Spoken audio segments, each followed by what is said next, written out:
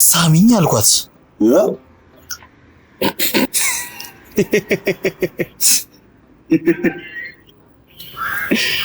ግርም ትለኛል። እልም ያልክ ሰገጤ፣ እልም ያልክ ፋራኮ ሳሚኝ ይባላል። እና ታዲያ ምን ልበላት? ተላመድን፣ ተግባባን፣ 2 ወር በፍቅር ቆየ።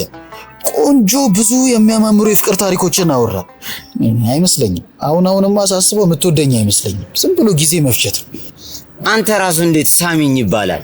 አለው እኮ አርት ሴረሞኒ ያለው ብራዘር። ያልገባ ነገር መጀመሪያ ይኸውልህ በፍቅር ስልምልም በጣረጋታል። ከዛ አይኗን ሾፍ እያረካት ትመጣና ከዛ አባቴ ጠጋ በለ ግርጭጭ ነው እንጂ የሚደረገው ሳሚኝ ይባላል። አንተ አይደለ እንዴ ሳሚኝ በላት፣ ካልሆነ ደግሞ አልጋ ይዘን ቆንጆ የፍቅር ጊዜ እናሳልፍ በላት ያልከኝ? ምን ልትክር ነው? እና በለስ ደግሞ እሷ ምንድነው ይሄን ያክል ራሷን በጣም ኮፈሰች፣ አካበደች፣ ስጋዋን ለጠጠችው። መሳሜን ያክል ለሷ ብርቋ ነው እንዴ? እሷ ራሱ ምን ሆና ነው እንደዚህ ስጋዋን የምታዋድደው? እኔ እሱን አላውቅም። ምን እንደማደርግ ግራ ገብቶኛል። ቆይ እሺ ምን ላደርግ? ምን ይሻላል?